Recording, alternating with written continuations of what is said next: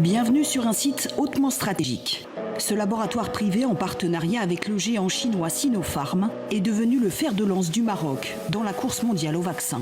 On se trouve actuellement au niveau de l'usine où on fabrique les formes injectables et stériles, et notamment la seringue pré-remplie. La seringue pré-remplie pour un vaccin prêt à l'emploi, adapté aux conditions sanitaires du continent africain.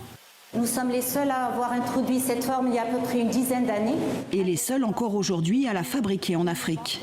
Le laboratoire est déjà prêt à tripler sa production pour le vaccin chinois. Et donc les volumes tels que nous les avons discutés avec les différents partenaires peuvent être largement honorés par ce thème. Le Maroc comme tête de pont de la stratégie chinoise en Afrique. Impossible pour Pékin de fabriquer des centaines de millions de doses pour le continent. Pour autant, le Maroc ne servira qu'à conditionner le vaccin. Pas question qu'ils reçoivent la formule pour l'instant. Si on doit vacciner très rapidement, comme on dit en décembre, ils se feront sûrement vacciner par du produit fini importé de Chine. Donc je ne pense pas qu'on puisse faire aussi vite du tech transfert d'un site chinois vers un site marocain. Par contre, si Sotema devrait le faire, ça prendrait en moyenne entre 3 et 6 mois pour avoir du produit fini marocain.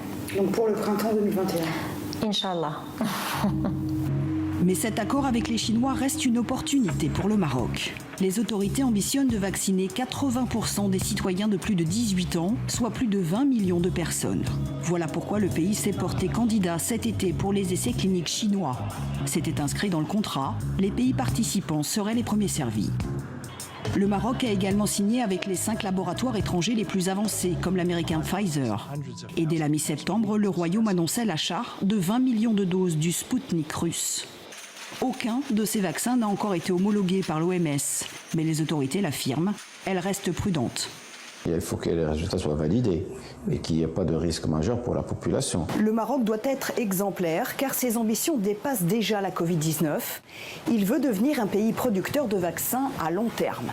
Avec pour partenaire la Chine. Cela tombe bien, c'est ici, à Tanger, il y a 4 ans, que les deux pays ont signé un vaste projet de cité technologique, incluant l'aéronautique ou encore de l'automobile. Aujourd'hui, il est question d'une plateforme de production mondiale de vaccins.